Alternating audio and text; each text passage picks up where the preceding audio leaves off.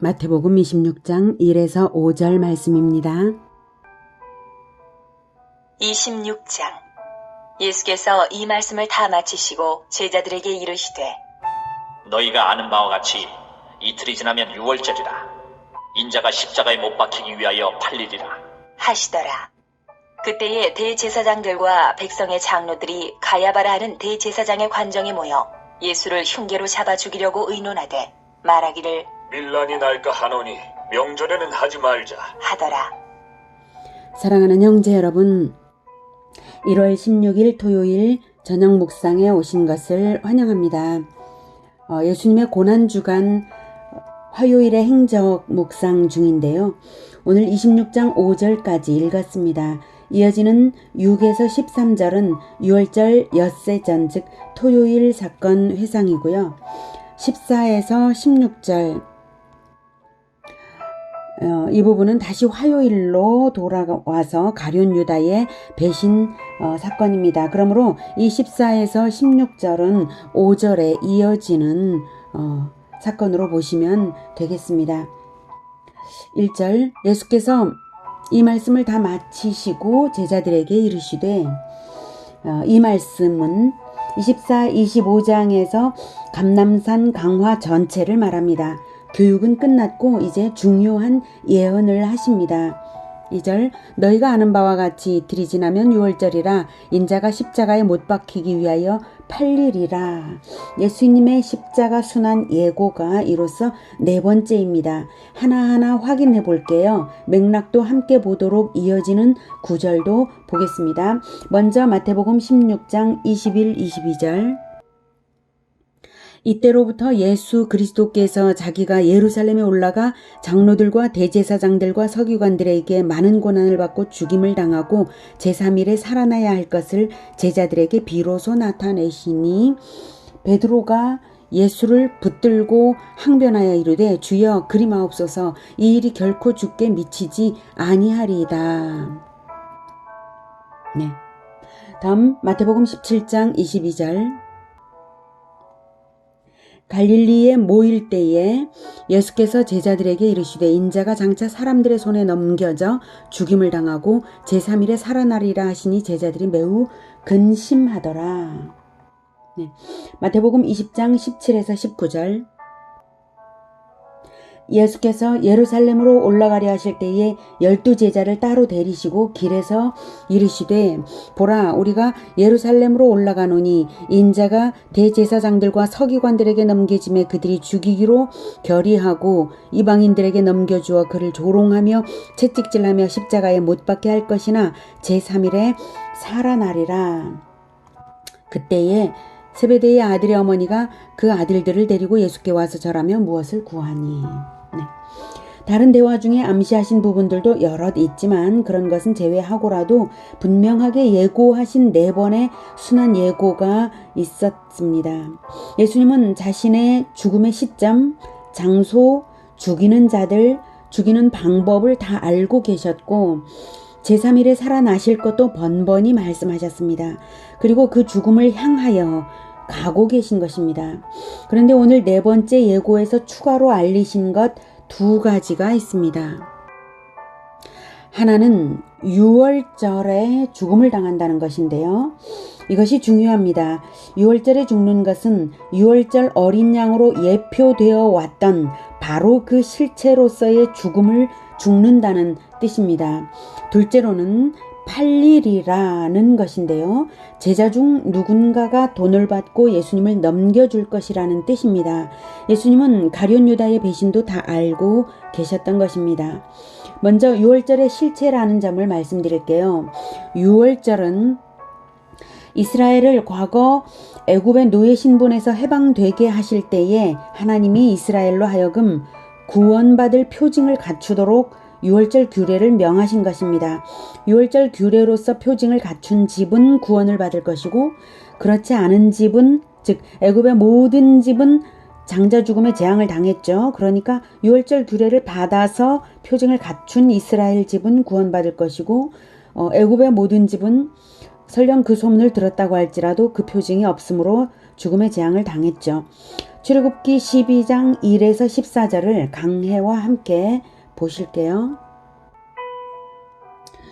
여호와께서 애굽 땅에서 모세와 아론에게 일러 말씀하시되 이 달을 너희에게 달의 시작 곧 해의 첫 달이 되게 하고 구원받아 새로운 신분으로 살아갈 새 시대의 시작이므로 해의 첫 달을 명하셨죠. 종교력으로 이스라엘 종교력으로 해의 첫 달을 삼게 하십니다. 이 달을 니산월 또는 아비벌이라고 합니다. 3절 너희는 이스라엘 온 회중에게 말하여 이르라. 이달 열흘에 너희 각자가 어린 양을 잡을지니 각 가족대로 그 식구를 위하여 어린 양을 취하되. 한 가정의 한 어린 양입니다. 공동체 단위입니다. 4, 5절 그 어린 양에 대하여 식구가 너무 적으면 그 집의 이웃과 함께 사람 수를 따라서 하나를 잡고 각 사람이 먹을 수 있는 분량에 따라서 너희 어린 양을 계산할 것이며 너희 어린 양은 흠없고 일련된 수컷으로 하되 양이나 염소 중에서 취하고. 흠없는 수컷은 죄 없으신 그리스도를 예표합니다. 죄인은 죄인을 대신하는 속죄제물이 되지 못하죠. 반드시 죄가 없어야 하나님이 받으십니다. 또한 죄인을 구원하기 위하여 대속물이 되는 등가물은 당연히 인간이어야 합니다. 하지만 훗날 보내실 그리스도이기 때문에 그리스도를 훗날 보내실 것이기 때문에 과거의 이스라엘에게는 훗날 오실 대속주 그리스도를 기다리며 그리스도의 예표로서 흠없는 어린 양을 잡아 기념하게 하는 것이죠. 기념 행위가 곧 하나님의 언약에 대한 믿음을 나타내어서 구원받을 표징이 됩니다. 과거 이스라엘은 오실 왕 그리스도를 믿음으로써 구원받은 것입니다. 6절부터 11절까지 이달 열 나흔 날까지 간직하였다가 해질 때에 이스라엘 회중이 그 양을 잡고 그 피를 양을 먹을 집 좌우 문설주와 인방에 바르고 그 밤에 그 고기를 불에 구워 무교병과 쓴 나물과 아울러 먹되 날것으로나 물에 삶아서 먹지 말고 머리와 다리와 내장을 다 불에 구워 먹고 아침까지 남겨두지 말며 아침까지 남은 것은 곧 불사르라. 너희는 그것을 이렇게 먹을지니 허리에 띠를 띠고 발에 신을 신고 손에 지팡이를 잡고 급히 먹으라. 이것이 여호와의 유월절이니라. 이것이 유월절 규례입니다. 이런 규례가 왜 필요한지를 12절 이하에서 말씀하십니다. 12절 내가 그 밤에 애굽 땅에 두루다니며 사람이나 짐승을 막론하고 애굽 땅에 있는 모든 처음 난 것을 다 치고 애굽의 모든 신을 내가 심판하리라. 나는 여호와라. 하나님께서 심판을 행하실 것인데요. 이 심판은 최후의 심판을 예표하는 것이죠. 그래서 전체를 다 치지는 않고 예표니까 대표로 처음 난 것만 치는 것입니다. 심판이기 때문에 죄 없는 자는 치지 않으십니다. 애굽의 모든 신을 친다는 것은 모든 신들만 아니라 그에 소속된 자들도 친다는 것입니다. 마찬가지로 최후의 심판도 마귀와 그에 속한 자들은 마귀의 운명과 동일한 운명에 떨어집니다. 이렇게 심판을 할 때에 이스라엘도 역시 죄가 있으면 심판을 피할 수 없는 것이거든요. 하나님은 진리의 심판주 되시니까 심판을 반드시 공의롭게 행하셔야 합니다. 그러므로 미리 이스라엘이 유월절 규례를 표징으로 갖추는 것인데요. 이 표징의 의미는 우리는 이미 심판받아서 죽었습니다 라는 의미입니다. 믿음으로 말입니다. 미래에 오실 그리스도의 대속의 죽음을 과거의 이스라엘이 유월절 규례로 기념하여 자기들의 죽음처럼 심판주 앞에 인정받는 것이죠. 그래서 애굽은 자기들의 신을 따라 심판받는 것이고 이스라엘은 자기들의 왕, 죄 없으신 그리스도를 따라 구원받는 것입니다. 죄 없으신 그리스도의 죽음이 그들을 대표하고 그들을 대신함으로 죄 없으신 그리스도 안에 숨겨진 이스라엘은 구원받는 것입니다. 13, 14절 내가 애굽 땅을 칠 때에 그 피가 너희가 사는 집에 있어서 너희를 위하여 표적이 될지라. 내가 피를 볼 때에 너희를 넘어가리니 재앙이 너희에게 내려 멸하지 아니하리라. 너희는 이 날을 기념하여 여호와의 절기를 삼아 영원한 규례로 대대로 지킬지니라. 이스라엘의 출애굽은 역사 속에 단 한 번 있었던 사건입니다.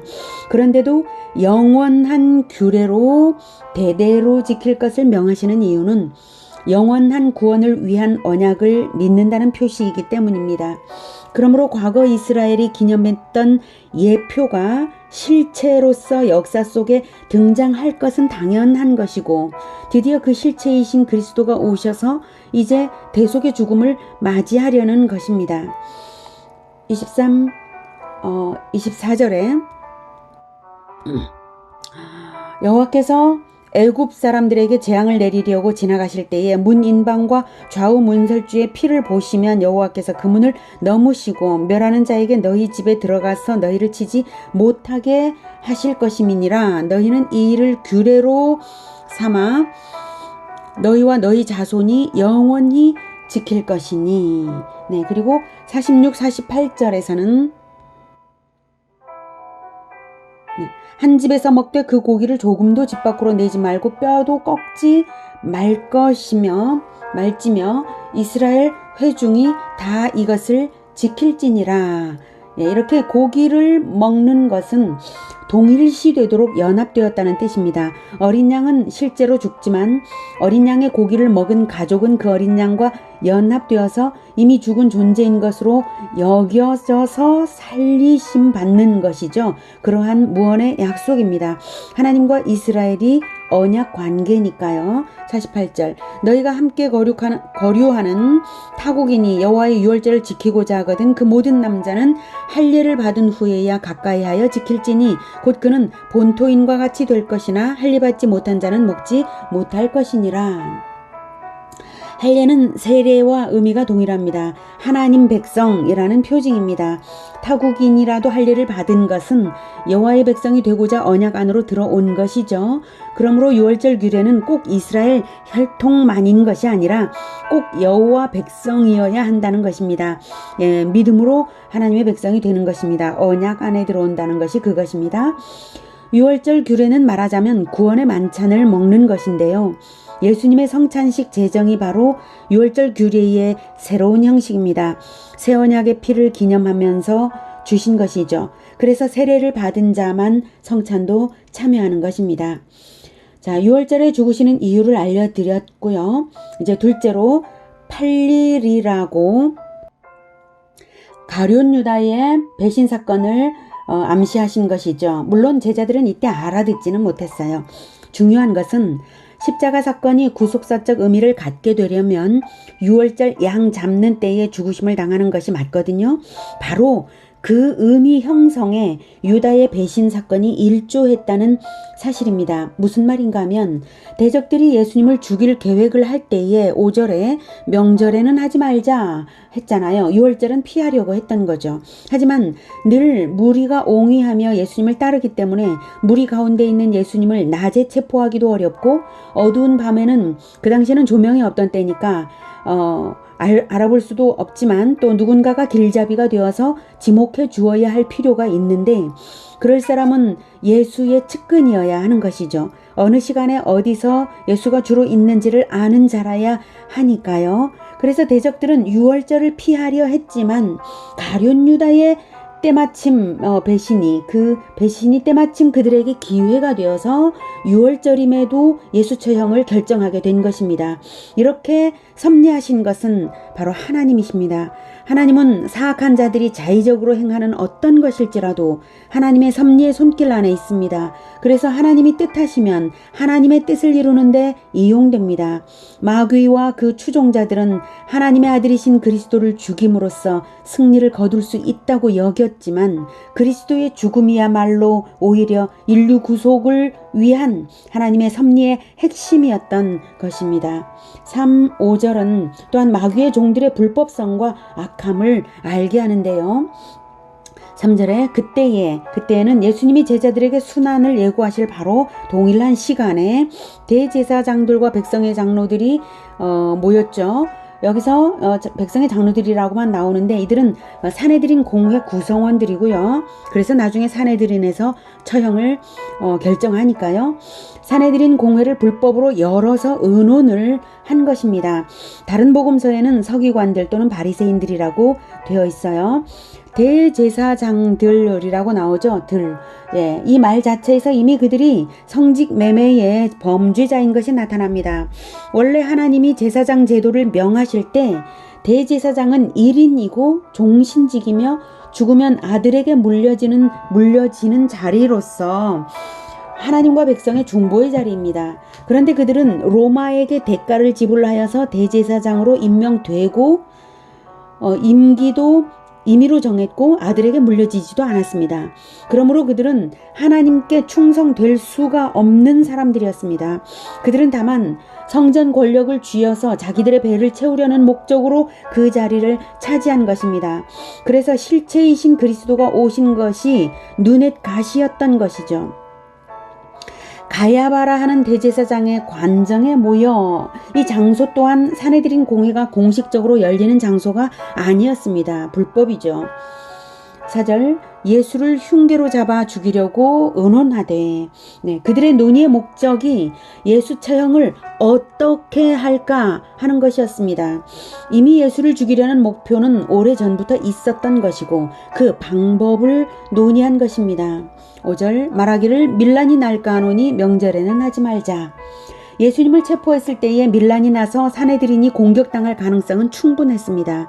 매년 3대 명절 중에서도 최대의 명절인 6월절에는 제국에 흩어져 살던 디아스포라 유대인들이 다 모이기 때문에 주후 70년 예루살렘 멸망 당시에는 무려 120만 명까지 예루살렘에 모였다고 합니다. 역사가 요세푸스의 기록에 나옵니다. 120만 명이 아니라 12만 명이라 할지라도 사내들인이 두려울 수밖에 없는 것이 그 당시에 예수님을 그리스도로 알고 믿는 자들이 많았고 적어도 위대한 선지자로 소문이 널리 퍼져 있었고 예수님을 보기 위해 일부러 멀리서 온 사람들도 많았기 때문입니다.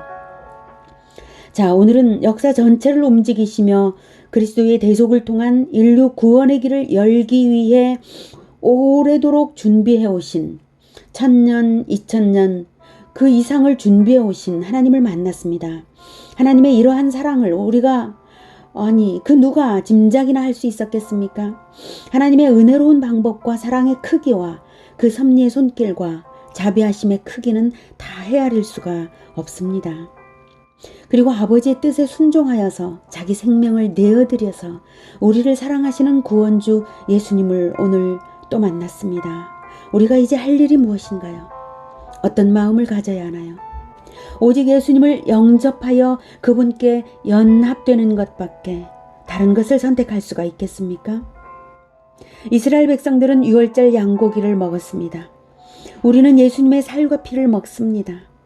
예수님의 살과 피를 먹듯이 그 가르침을 먹으며 예수님의 죽음이 내 죽음이고 예수님의 부활이 내 부활인 인생을 살아야 할 것입니다. 우리의 구원을 위해 고난을 향하여 기꺼이 걸어가신 예수님처럼 우리도 이웃과 형제의 구원을 위해 고난을 향하여 걸어갈 수 있기를, 날마다 걸어갈 수 있기를 축복합니다. 기도하겠습니다. 하나님의 아들을 이토록 우리의 구원을 위하여 치밀하게 보내어주신 하나님의 은혜에 참으로 감사와 영광을 올립니다. 그리고 죽기 위하여, 우리 대신 죽어주시기 위하여 이 세상에 내려오신 예수님 역시 너무나 감사하고 감사합니다. 우리가 이 구원을 그저 받고만 있을 수가 없고 이 구원을 감격함으로 받기에 또한 예수 그리스도께서 가신 길을, 왕이신 우리 주님께서 가신 그 길을 우리가 조금이라도 따라갈 수 있도록, 고난길을 기꺼이 자발적으로 걸어갈 수 있도록, 이웃과 형제의 구원을 위하여 우리가 그 길을 기꺼이 가는 그런 사람들이 다 되게, 그런 공동체가 되게 우리를 이끌어 주시옵소서. 우리가 그리하겠습니다. 예수님의 이름으로 기도드립니다. 아멘. 이어지는 시간은 개인 기도 시간입니다.